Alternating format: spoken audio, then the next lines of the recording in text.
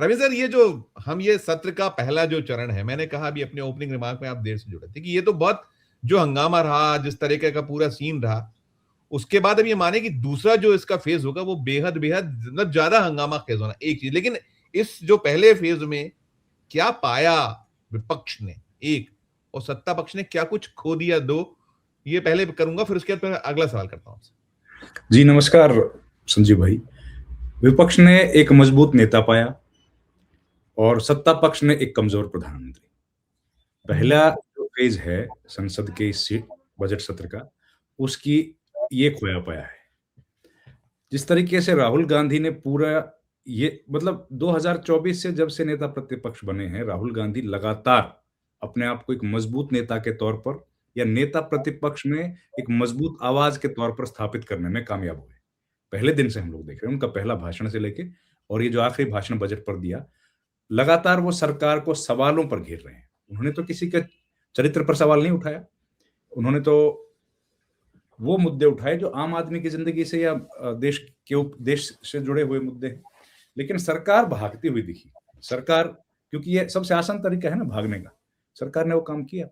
लेकिन ये इस बात का एहसास मुझे लगता है किसी को नहीं था कि प्रधानमंत्री सदन से ही भाग जाएंगे, सदन में ही नहीं आएंगे।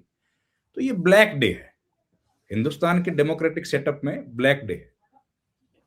प्रधानमंत्रियों की तो स्थिति ऐसी भी रही है कि वो सदन में आके वोटिंग हो गई, हार गए, इस्तीफा देना पड़ा, लेकिन सदन से तो मुंह किसी ने नहीं मोड़ा सर।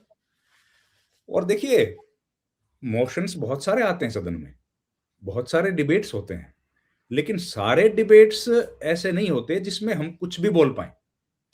ये जो राष्ट्रपति के अभिभाषण पर जवाब होता है, वो एक इतना वृहद इलाका है कि उसमें आप सारी बातें चर्चा में लेके आ सकते हैं, क्योंकि आप सरकार को कुछ सलाह देते हैं, कुछ उसकी कमियां के बारे में बात करते हैं।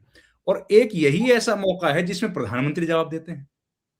अब प्रधानमंत्री बजट पे तो बोलेंगे नहीं, प्रधानमंत्री डिफेंस डील्स पे तो बोलेंगे नहीं, वो इंटरनेशनल इश्यूज हमारे कोई होंगे उस पे तो बात करेंगे नहीं, एग्रीकल्चर पे भी नहीं बोलेंगे। वो राष्ट्रपति के अभिभाषण पर साल भर में एक बार ये मौका आता है, अनलेस कि कोई और दूसरा ऐसा इशू क्रिएट हुआ हो।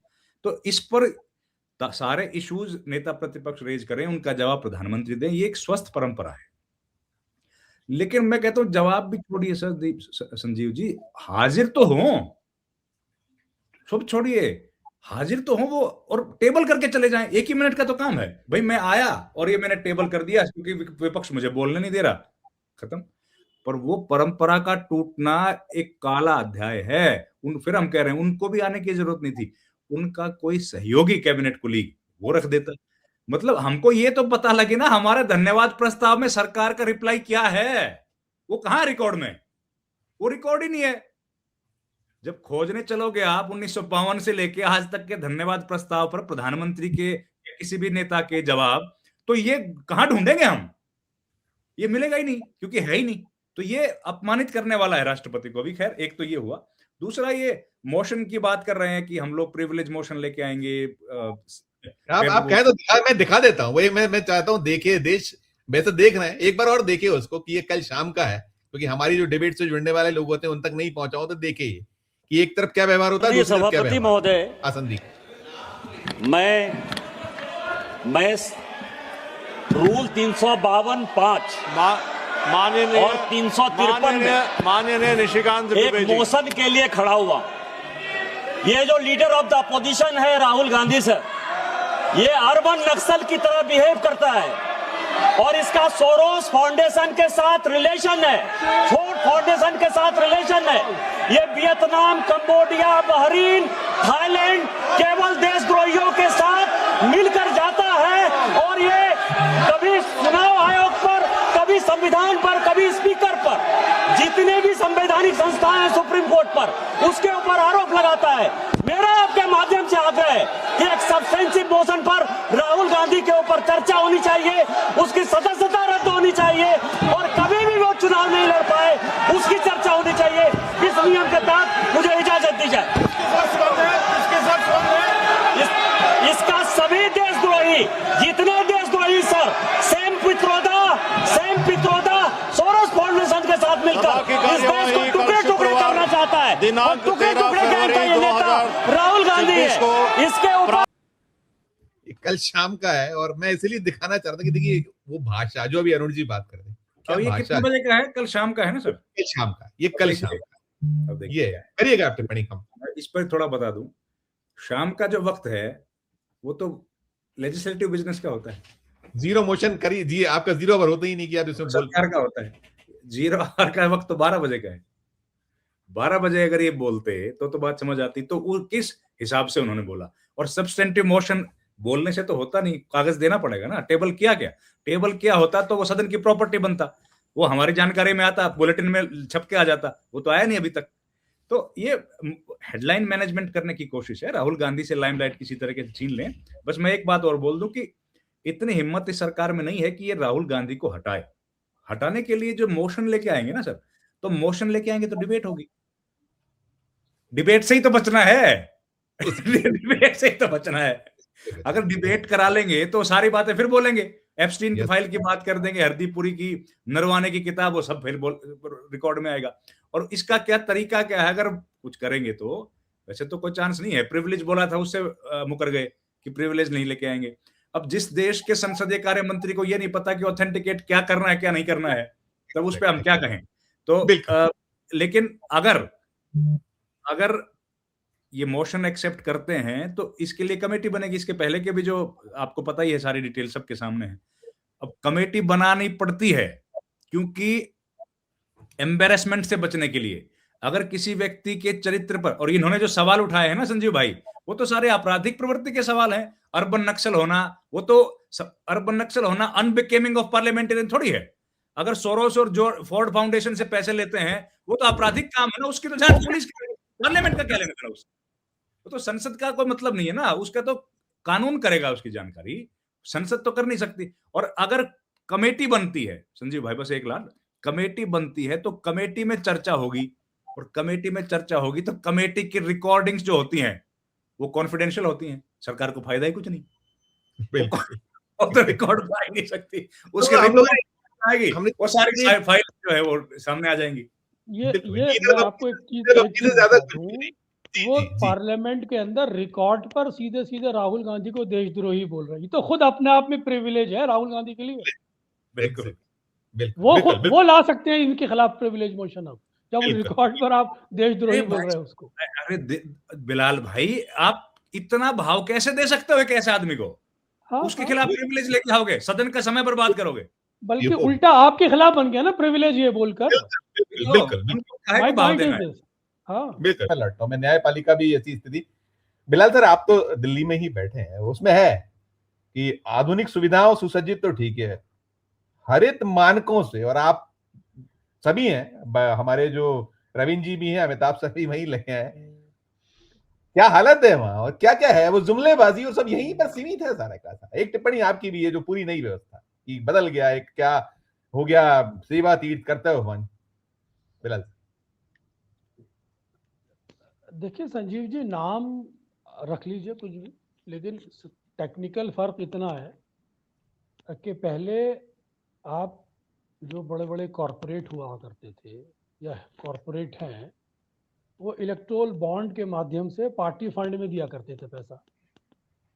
अब वो सीधा सीधा सेवा तीर्थ पे चढ़ा हुआ होगा। अब इलेक्टोरल बॉन्ड की जगह पार्टी में ना जाके बॉस को जाएगा। इसका सीधा सीधा अर्थ इतना सा है। आप वहां दीजिए, आप पार्टी को बहुत इस्टेब्लिश कर दिया, पार्टी को खड़ा कर दिया, बड़ा बोर्ड, बड़ी ट्रेजरी हो गई उसकी, बड़ा फंड हो गया। इस वक्त सबसे ज्यादा पैसा उसी के पास है, रिकॉर्ड पर सबसे ज्यादा पैसा उसी के।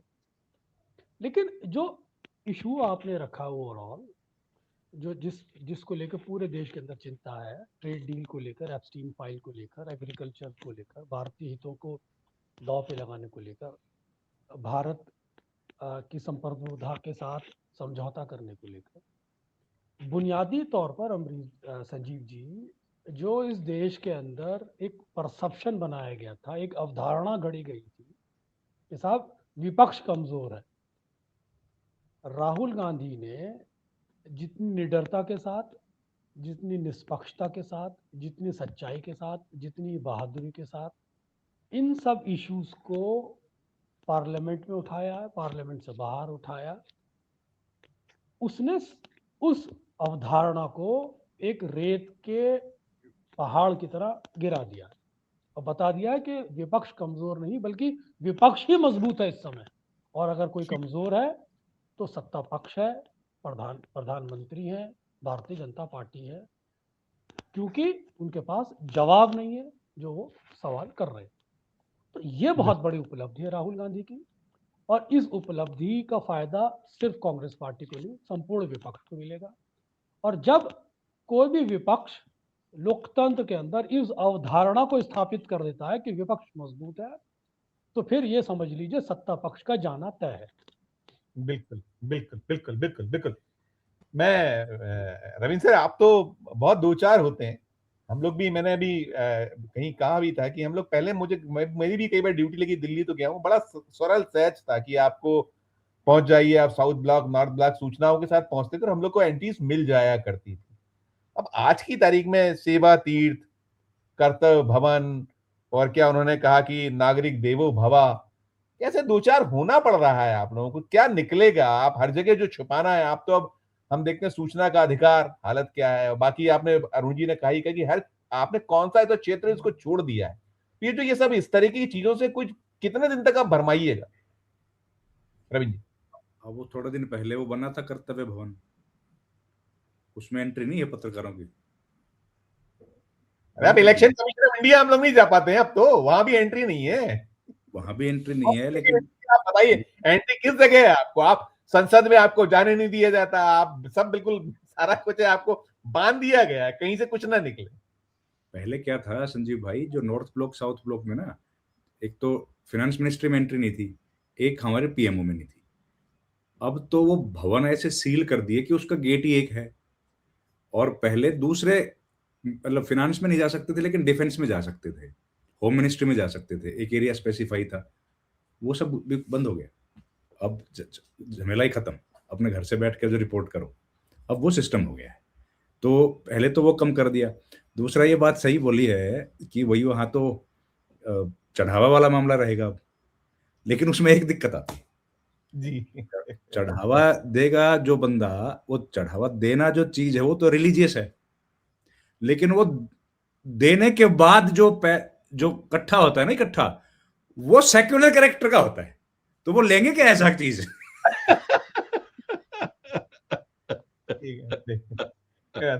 बढ़िया। उस पैसे का कैरेक्टर बदल जाता है सर। तो वो उसी शेप में चलेगा जैसे पहले चल रहा था, इस शेप में नहीं चल पाएगा। लेकिन ये कोई व्यवस्था पे अच्छा एक करारा सा आपको व्यंग कुछ, आपकी जो चुटीली कुछ हो तो हम करिएगा। पहले आप करिए आराम से करिए रवि जी, फिर मैं जाता हूँ अमिताभ सर। नहीं भाई, हम तो बस यही कह रहे हैं सर कि पहले भी सब धीरे धीरे करके सब एंट्रीज तो बंद कर ही दी है पत्रकारों की। अभी एक जगह ऐसा लग रहा था कि कहीं वहां पे नॉर्थ ब्लॉक साउथ ब्लॉक में चले जाते थे, अब वो भी हिस्ट्री का हिस्सा हो गए हैं, वहां पर भी कुछ अब होगा नहीं हम लोग जाने के लिए। तो खबरों का जो आने का सिलसिला था वो और कमजोर हो जाएगा, पहले ही कमजोर है। अब डेमोक्रेसी, ये जो नए जो इमारत बनी है ना, इन इमारतों में अब गवर्नेंस वो सिकुड़ती चली जाएगी। जैसे इनके बंद दरवाजे हैं ना, वैसे सिकुड़ती चली जाएगी। आम आदमी के लिए वहां से हुकूक खींचना या उनके लिए बेहतर पॉलिसीज बनना या सरकार पर दबाव बनाना वो और कठिन हो जाएगा संजीव भाई। ठीक नहीं, आप कह रहे थे वो तो पहले डिस्टेंस